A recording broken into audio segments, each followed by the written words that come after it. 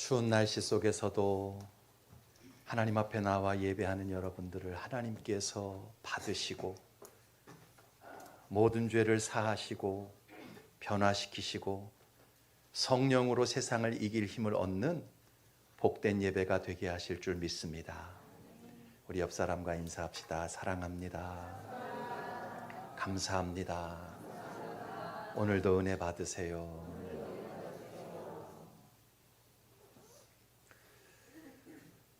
사람 안에는 마음이 있지요. 마음이 분명히 있지만 그 마음은 눈에 보이지가 않습니다. 하지만 그 마음이라는 것은 우리의 행동을 통해, 말을 통해, 선택을 통해 분명히 드러나고 표출이 되어집니다. 여러분, 사람 마음속에 있는 꿈이라는 게 보입니까? 보이지 않지요. 이 꿈이라는 것은 매우 추상적인 개념입니다. 저 푸른 초원 위에 그림 같은 집을 짓고 사랑하는 우리님과 한 100년 살고 싶어. 여러분, 이런 마음의 꿈이 손에 만져집니까? 눈에 보여지나요? 사람 마음의 꿈이라는 것은요, 매우 추상적인 개념입니다. 그러나 누군가가 그 꿈을 이루기 위해서 열심히 땀을 흘려 돈을 벌고요, 어디 좋은 위치에 땅을 사고 거기다가 설계도를 그려서 집을 짓는 그 행동을 보게 되면, 아, 저 사람의 꿈은 바로 저것이었구나. 그 사람의 꿈의 실체가 분명히 나타나고 드러나게 되어져 있습니다. 여러분, 사랑이라는 그 마음이 눈에 보여집니까? 손에 닿는 개념입니까? 사랑이라는 그 마음도요, 아주 추상적인 개념입니다. 자, 남녀 간의 사랑이든지 부모, 자식 간의 사랑이든지 친구 간의 사랑이든지 사랑이라는 개념은요, 구체적으로 만질 수도 없고 드러낼 수도 없고 표출할 수도 없는 추상적인 개념이에요. 그러나 어떤 사람의 그 행동을 가만히 보면 그 사랑이 그 속에 있다라는 것을 우리는 분명하게 알 수 있고 확인할 수 있지요. 그 여자, 그 남자만 만나면요, 얼굴에 생기가 돌고 활력이 넘칩니다. 그 사람을 향한 말과 표정이 너무나 부드럽고 친절합니다. 그리고 그 사람이 원하는 것이라면 하늘에 있는 별이라도 따다 줄 기세예요. 그런 행동을 보면, 아, 저 사람이 이 사람을 사랑하고 있구나. 그 추상적인 사랑의 개념을 우리는 행동을 통해서 분명히 확인할 수 있고 알 수가 있습니다. 이처럼 사람의 마음이라는 것은요, 눈에 보이지 않지만 그 행동을 통해서 그 마음의 실체가 분명하게 드러나고 표출되어집니다. 그리고 우리 인생이라는 것, 우리의 삶이라는 것은 마음 가는 대로 몸이 따라가고 마음 가는 대로 우리의 시간과 물질과 기회가 다 따라가게 되어져 있어요. 여러분, 그렇다면 우리 인생을 결정하는 가장 본질적인 마음은 어떤 마음일까요? 어떤 마음이 우리의 인생을 주장하고 어떤 마음이 우리의 시간과 물질과 삶의 모든 기회를 쓰게 만들까요? 그것은요, 따라합시다. 믿음의 마음이다. 내가 무엇을 믿느냐, 그 믿음이 결국 우리 인생을 이끌고 가요. 내 속에 있는 믿음이 내 시간과 물질과 삶의 기회, 내게 있는 모든 에너지를 다 사용하게 만드는 것입니다. 자, 그런데 이 믿음이라는 것 역시 매우 추상적인 개념이지요. 믿음이 눈에 보입니까? 믿음이라는 것을 손으로 만질 수 있는 거예요? 그렇지 않지요. 추상적인 개념입니다. 하지만 그럼에도 불구하고 그 사람의 행동을 통해서 그 안에 어떤 믿음이 있는지를 우리는 분명하게 알 수 있고 확인할 수 있습니다. 여러분, 믿음이라는 게요, 신앙인들 안에만 있는 게 아니에요. 종교인들 안에만 있는 게 아닙니다. 믿음이라는 것은요, 사실 이 세상을 살아가는 모든 사람들 안에 각자 나름의 믿음이 있습니다. 그 믿음의 대상과 내용에 따라서 다 제각각의 인생을 살아가는 것이지요.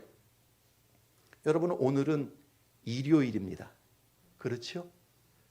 세상 사람들은 이 일요일을 어떻게 보내지요? 늦은 시간까지 늘어지게 자든지, 게임을 하든지, 산으로 들로 놀러 가든지, 아니면 친구들을 만나서 먹고 마시든지, 그렇게 일요일을 보냅니다.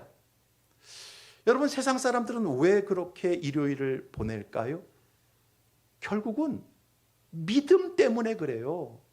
일요일은 쉬는 날이고, 이 일요일의 주인은 나 자신이기 때문에 내가 원하는 대로, 내 마음대로 보낼 거야. 시간의 주인이 자기 자신이라고 믿기 때문에 그렇게 일요일을 보내는 거예요.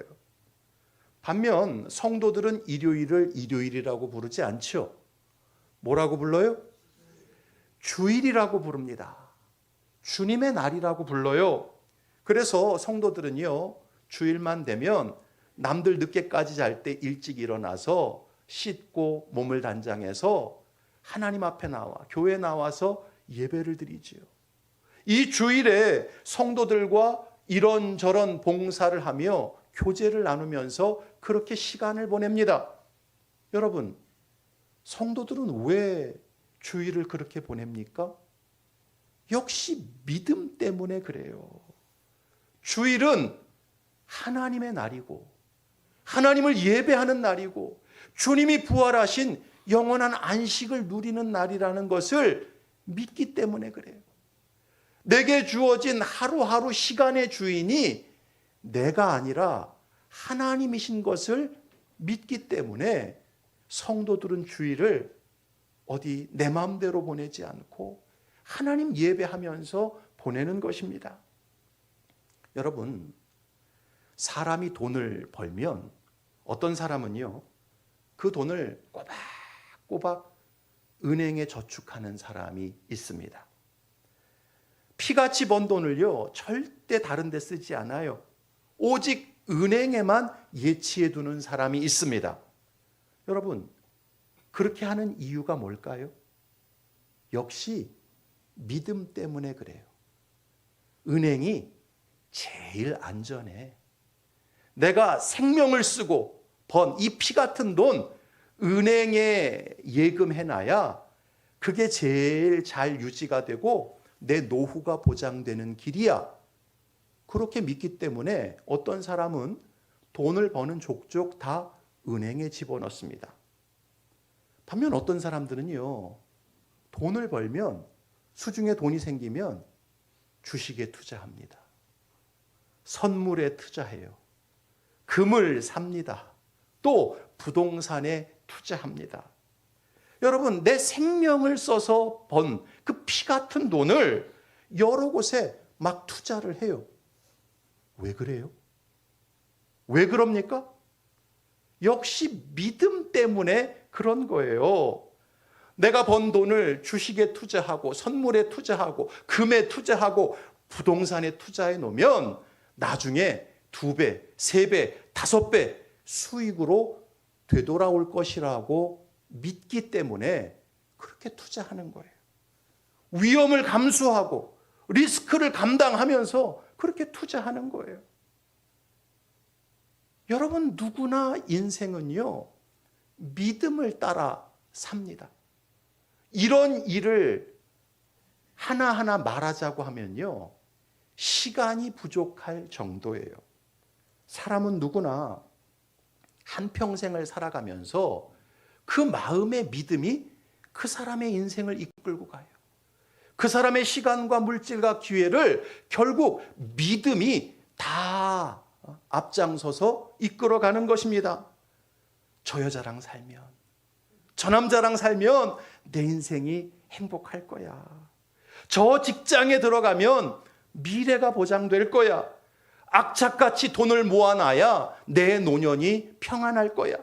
지금 당장 즐겨야지 나중엔 다 소용없어. 젊어서 놀지 않으면 나중에 후회해.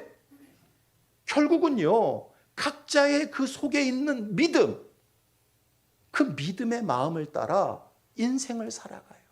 시간과 물질과 삶의 기회를 쏟습니다.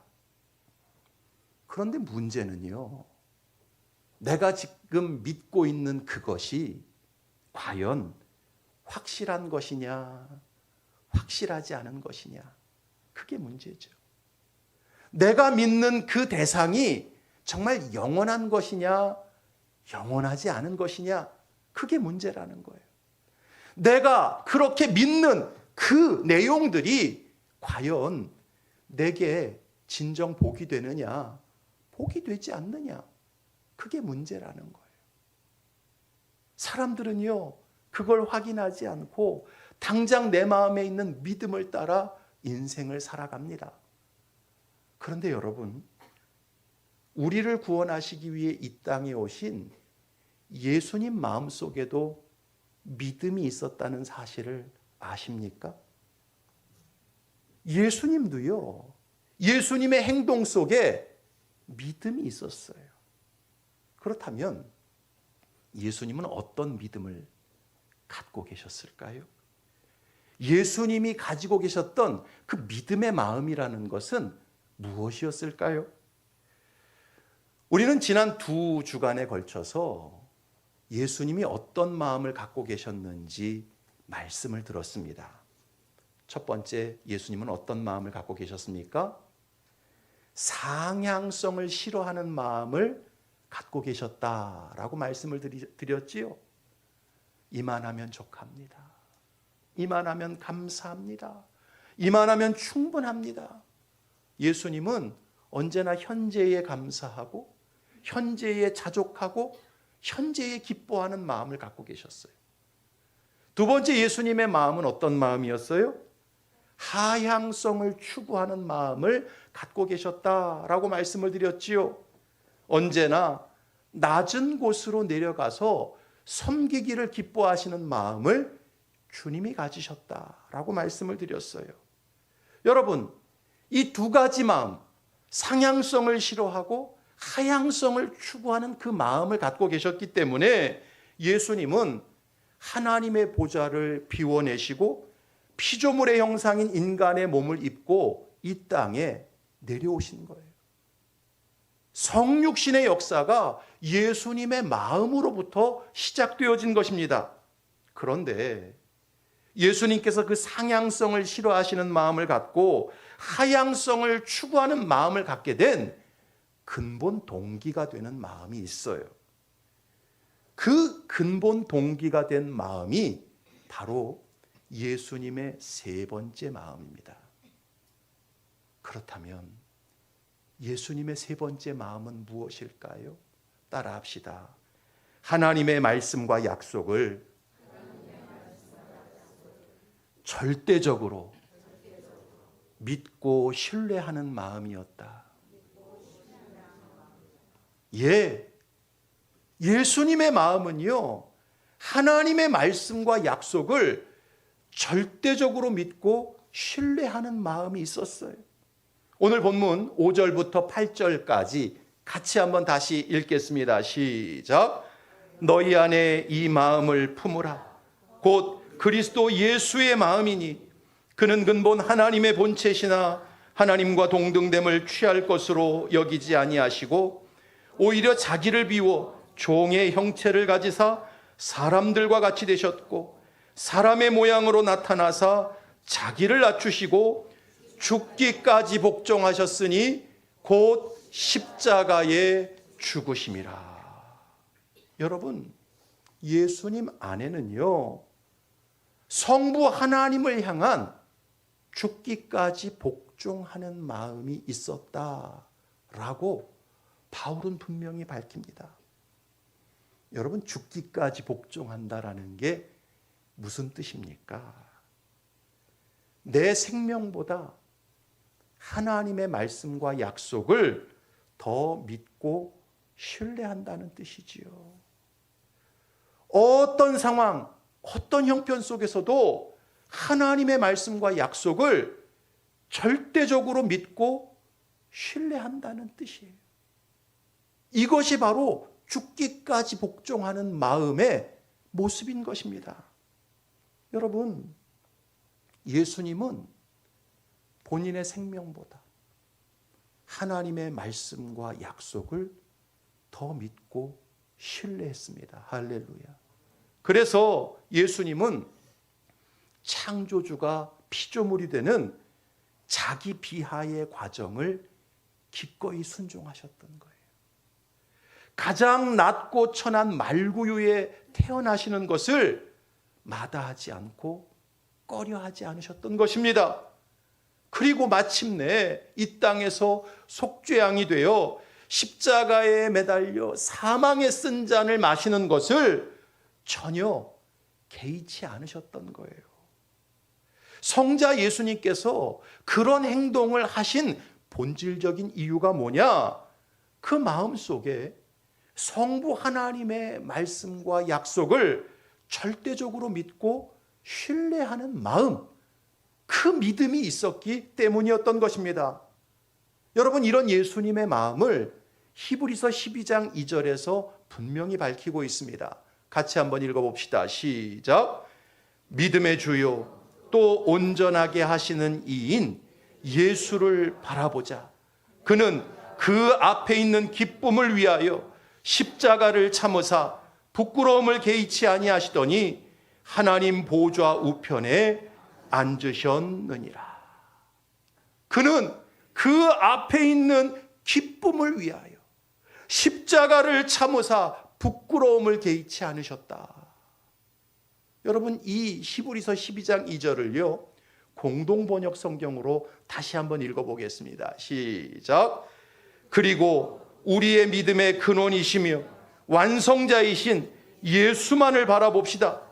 그분은 장차 누릴 기쁨을 생각하며 부끄러움도 상관하지 않고 십자가의 고통을 견디어내시고 지금은 하나님의 옥좌 오른편에 앉아 계십니다. 예수님은요 장차 누릴 기쁨을 바라보셨어요. 할렐루야. 장차 하나님으로 받게 될 그 약속, 그 놀라운 비전을 주님은 보셨고 그걸 절대적으로 믿고 신뢰하셨던 것입니다. 여러분, 예수님은요 아무 약속이나 비전 없이 이 땅에 내려오셔서 인간의 몸을 입고 십자가에서 돌아가신 게 아니었어요. 예수님은 성부 하나님께서 본인에게 말씀하신 그 약속과 비전을 분명히 알고 계셨고요. 그 약속과 비전이 절대적으로 성취될 것을 믿으셨습니다. 할렐루야. 어떤 상황에서도 하나님의 약속과 비전, 그 말씀은 부도나지 않을 것이다. 이루어질 것이다. 그걸 확신하셨어요. 그 성부 하나님의 약속과 비전이 뭡니까? 크게 세 가지예요. 예수님께서 인간의 몸을 입고 이 땅에 오셔서 십자가에 돌아가시게 되면, 온전한 화목제물이 되어지면 성부 하나님께서 인간의 모든 죄를 사해 주시고 인간들에게 영원한 구원과 생명을 주실 것을 주님은 확신하셨습니다. 할렐루야.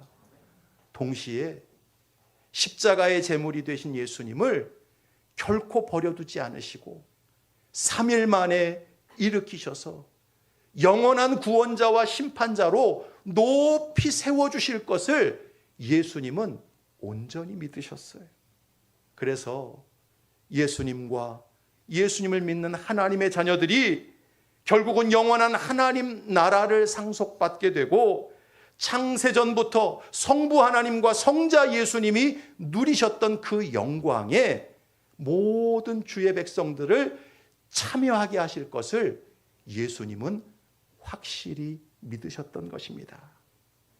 그러니까 예수님은요, 성부 하나님의 약속과 비전이라는 것이 얼마나 즐겁고 얼마나 행복하고 얼마나 영광스러운 것인지를 똑똑히 알고 계셨어요. 그리고 그 비전과 약속이 절대적으로 성취되어지고 이루어질 것을 확신하셨던 것입니다. 그래서 예수님은 성육신의 행동, 십자가의 제물이 되어지시는 그 구속의 행동을 실제적으로 행하셨던 거예요. 이 놀라운 성부 하나님의 비전과 약속을요, 예수님께서는요, 십자가 지시기 전날 밤에 제자들과 성만찬을 나누시고 그 대제사장적 중보 기도를 드리시거든요. 그 기도 속에 본인이 왜 십자가에 죽는지, 왜 하향성의 삶으로 끊임없이 낮아지셨는지 그 목적을 분명히 밝히시는 내용이 나와요. 요한복음 17장 1절부터 5절까지 같이 읽겠습니다. 시작. 예수께서 이 말씀을 하시고 눈을 들어 하늘을 우러러 이르시되 아버지여 때가 이르러 싸우니 아들을 영화롭게 하사 아들로 아버지를 영화롭게 하게 하옵소서. 아버지께서 아들에게 주신 모든 사람에게 영생을 주게 하시려고 만민을 다스리는 권세를 아들에게 주셨음이로소이다. 영생은 곧 유일하신 참 하나님과 그가 보내신 자 예수 그리스도를 아는 것이니이다. 아버지께서 내게 하라고 주신 일을 내가 이루어 아버지를 이 세상에서 영화롭게 하여 싸우니 아버지여 창세전에 내가 아버지와 함께 가졌던 영화로서 지금도 아버지와 함께 나를 영화롭게 하옵소서. 하향성의 삶으로 내려가는 그 삶 속에 성부 하나님이 영화로워지고 성자 예수님이 지극히 영화로워지는 그 비전, 그 약속이 있다라는 것을 주님은 분명히 알고 계셨고 절대적으로 확신하셨어요. 요한복음 17장 24절 한 번 더 읽습니다. 시작. 아버지여 내게 주신 자도 나 있는 곳에 나와 함께 있어 아버지께서 창세전부터 나를 사랑하심으로 내게 주신 나의 영광을 그들로 보게 하시기를 원하옵나이다. 잃어버린 영혼들, 지옥 백성이 되어버린 영혼들이 예수님의 그 순종을 통하여 하향성의 삶을 통하여 구원받을 뿐만 아니라 창세전부터 하나님 아버지와 성자 예수님이 드렸던 그 영광을 똑똑히 목격하는 그 영광에 참여하게 하실 것을 예수님은 보시고 절대적으로 확신하셨던 거예요. 그러니까 예수님은 자신이 비록 인간의 몸을 입고 십자가에 죽는다 할지라도 성부 하나님의 약속과 비전은 반드시 성취된다는 사실을 온전히 믿으셨습니다. 예수님은 하나님의 말씀을 절대적으로 신뢰하셨어요.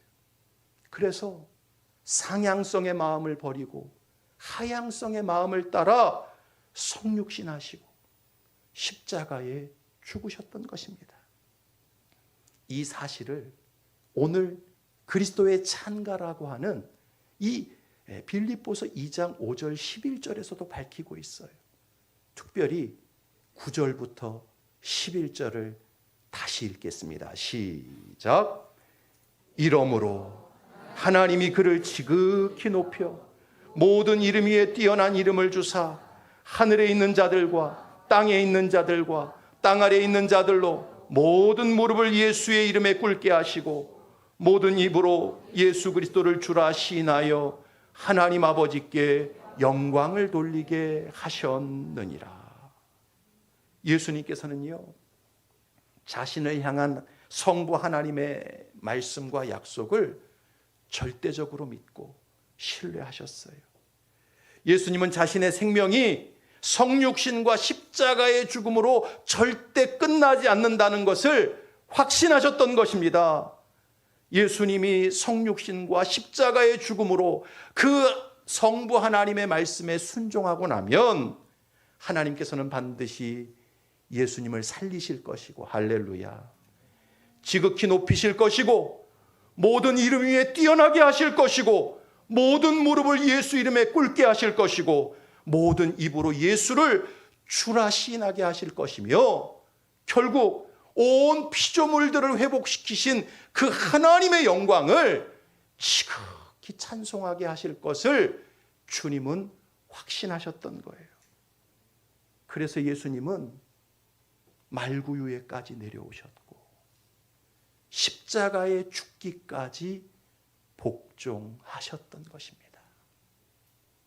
사도 바울은 바로 이 예수님의 마음, 하나님의 말씀과 약속을 절대적으로 믿고 신뢰하는 이 마음을 너희들도 품어라. 할렐루야. 너희 안에 이 마음을 품어라.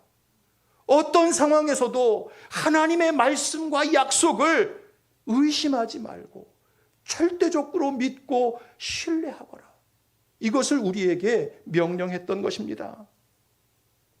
여러분, 우리가 이 땅을 살아가면서 왜 상향성의 마음을 버리고 현재에 감사하고 현재에 자족하고 현재에 기뻐해야 합니까? 왜 우리가 더 낮은 곳으로 나 자신을 낮추어서 섬기는 삶을 살아야 합니까?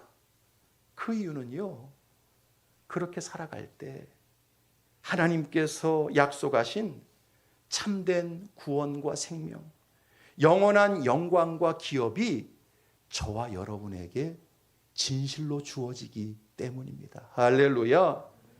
우리가 늘 상향성의 마음을 벗어던지고 하향성의 마음을 가지고 가정에서나 교회에서나 삶의 자리에서 섬기며 살아갈 때 하나님께서 약속하신 영원한 상급과 기쁨이 저와 여러분에게 주어지기 때문입니다.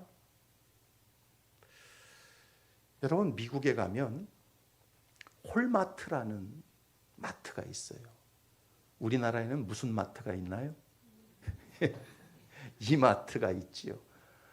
제가 이마트로부터 받은 건 없어요. 우리나라에 이마트가 있는 것처럼 미국에 가면 홀마트라는 게 있습니다. 주로 유기농 식품들을 많이 파는 식료품 판매점이에요. 한 번은요, 이 홀마트 계산대에 바코드 스캐너가 다 고장이 났던 적이 있었어요. 근데 하필이면 그 계산대의 바코드 스캐너가 고장이 난 때가 언제냐면 연말 시즌이었어요. 여러분, 미국 사람들은 연말에 파티 많이 하잖아요. 그죠? 추수감사절부터 시작해서 성탄절로 이어지는 그 시즌에 이런저런 파티를 많이 하다 보니까 그때 그 홀마트에 사람들이 많이 와서 여러 가지 식료품들을 사고 계산대에서 계산을 하고 줄을 섰는데 뭐가 망가졌어요? 바코드 스캐너가 망가진 거예요. 전 계산대가 다 망가져 버린 거예요. 그러니까 사람들이 아무리 기다려도 이게 고쳐지지가 않고 카트가 줄지를 않고 밖으로 못 나가는 그런 상황이 벌어진 거예요. 사람을 불러서 아무리 이렇게 해보고 저렇게 해봐도요, 고칠 수가 없는 상황이 벌어졌습니다. 이게 10분, 20분, 30분, 40분 넘어가니까 사람들이 계속 그 뒤에서 웅성웅성거리고 소리를 지르고 불평을 하기 시작을 했지요. 그때 그 홀마트 매장을 책임지고 있던 매니저가 신실한 크리스찬이었는데요, 결단을 내리고 계산대 위에 올라가서 그 계산을 기다리고 있는 수많은 고객들을 향해서 이렇게 외쳤어요. 고객 여러분, 죄송합니다. 고객 여러분의 시간을 더 이상 낭비하게 할 수는 없으니 지금 여러분들이 구매하신 그 식료품들을 그냥 다 카트에 밀고 나가십시오. 혹시 오늘 구입한 식료품 값을 계산하고 싶으신 분들은 마트 입구에 놓은 자선 모금함에 본인이 알아서 그 식품값을 계산하고 나가시면 되겠습니다. 그러면 오늘 모금함에 모인 그 돈은 전에 불우한 이웃들을 위해서 기부하도록 하겠습니다. 그렇게 외쳤어요. 그랬더니요, 지금까지 기다리면서 짜증났던 사람들이 갑자기 개탄 기분이 된 거죠. 환호성을 부르면서요, 막 사람들이 즐거워하며 구입한 식료품들을 가지고 밖으로 밀고 나갔습니다. 그 매장 매니저의 말에 전부 감동을 받게 된 거지요. 자, 계산 안 하고 전부 다 빠져나갑니다. 그런데 그 중에 다 그냥 공짜로 가져갔겠습니까? 그 매니저의 말대로 자기가 계산한 금액만큼을 모금함에 넣는 사람도 있었고요, 더 넣는 사람도 있었고, 그냥 간 사람도 있었고, 각양각색의 사람들이 있었어요. 당일날 그 모금함을 열어서 계산을 해보니까 손해가 얼마가 났느냐? 400만 원밖에 손해가 안 났던 거예요.